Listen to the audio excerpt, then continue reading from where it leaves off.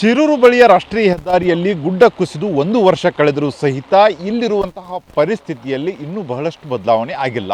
ಅದರಲ್ಲಿ ಪ್ರಮುಖವಾಗಿ ರಾಷ್ಟ್ರೀಯ ಹೆದ್ದಾರಿ ಪಕ್ಕದಲ್ಲಿರುವಂಥ ಗಂಗಾವಳಿ ನದಿಯಲ್ಲಿ ನಿರ್ಮಾಣವಾಗಿರುವಂಥ ದ್ವೀಪ ನಡುಗಡ್ಡೆಗಳನ್ನು ನೋಡ್ತಾ ಇದ್ದೀರಾ. ನಡುಗಡ್ಡೆಗಳ ಮಣ್ಣನ್ನು ತೆರವು ಮಾಡಬೇಕಂತ ಆ ಬದಿಯಲ್ಲಿರುವಂತಹ ಉಳುವರೆ ಗ್ರಾಮದ ಜನರು ಬಹಳಷ್ಟು ಒತ್ತಾಯ ಮಾಡ್ತಾ ಇದ್ದಾರೆ. ಯಾಕೆಂದರೆ ನೀವು ಏನು ದೃಶ್ಯದಲ್ಲಿ ನೋಡ್ತಾ ಇದ್ದೀರಾ, ಈಗಾಗಲೇ ನದಿ ಅಪಾಯದ ಮಟ್ಟ ಮೀರಿ ಹರಿಯುತ್ತಿರುವ ಹಿನ್ನೆಲೆಯಲ್ಲಿ ಇಷ್ಟರ ಮಟ್ಟಿಗೆ ಮಣ್ಣು ಕಾಣ್ತಾ ಇದೆ.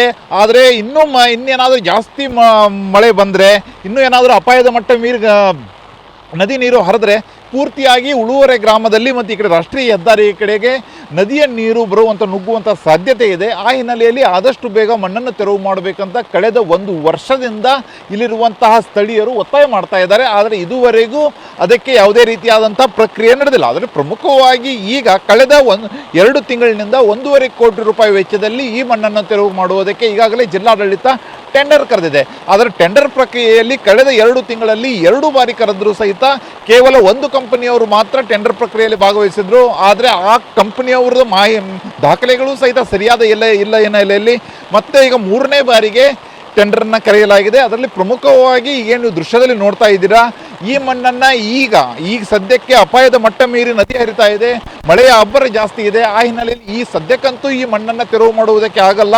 ಇನ್ನು ಮುಂದಿನ ದಿನಗಳಲ್ಲಿ ಈ ಮಣ್ಣನ್ನು ತೆರವು ಮಾಡ್ತೀವಿ ಅಂತಲೂ ಸಹಿತ ಈಗಾಗಲೇ ಕಂದಾಯ ಸಚಿವರು ಮತ್ತು ಜಿಲ್ಲಾಧಿಕಾರಿಗಳು ಹೇಳ್ತಾ ಇದ್ದಾರೆ. ಆದರೆ ಯಾವಾಗ ಮಣ್ಣನ್ನು ತೆರವು ಮಾಡ್ತಾರೆ, ಒಂದು ವೇಳೆ ಇದೇ ಮಳೆಗಾಲದಲ್ಲಿ ಅಬ್ಬರದ ಮಳೆ ಬಂದರೆ ಮತ್ತೆ ಇನ್ನಷ್ಟು ಅನಾಹುತಗಳು ಆಗಬಹುದು ಎಂಬ ಆತಂಕವೂ ಸಹಿತ ಸ್ಥಳೀಯರಲ್ಲಿದೆ. ಆ ಹಿನ್ನೆಲೆಯಲ್ಲಿ ಆದಷ್ಟು ಬೇಗ ಅಟ್ಲೀಸ್ಟ್ ಗುತ್ತಿಗೆದಾರರಾದರೂ ಬಿಡ್ನಲ್ಲಿ ಭಾಗವಹಿಸಿ ಇದನ್ನು ಗುತ್ತಿಗೆಯನ್ನು ಪಡೆದುಬಿಟ್ಟು ಆದಷ್ಟು ಕಾರ್ಯಾರಂಭ ಮಾಡುವುದಕ್ಕೆ ಆದರೂ ಸ್ಟಾರ್ಟ್ ಮಾಡಿದರೆ ತಮ್ಮ ಆತಂಕವಾದರೂ ದೂರ ಆಗುತ್ತೆ ಅಂತ ಸ್ಥಳೀಯರು ಹೇಳ್ತಾ ಇದ್ದಾರೆ. ಆ ಹಿನ್ನೆಲೆಯಲ್ಲಿ ಈಗಾಗಲೇ 3ನೇ ಬಾರಿಗೆ ಟೆಂಡರ್ನ ಕರೆದಿದ್ದು ಆ ಗುತ್ತಿಗೆದಾರರು ಟೆಂಡರ್ ಪ್ರಕ್ರಿಯೆಯಲ್ಲಿ ಭಾಗವಹಿಸ್ತಾರೆ ಎಂಬುದನ್ನು ಸಹಿತ ಕಾದು ನೋಡಬೇಕಾಗಿದೆ.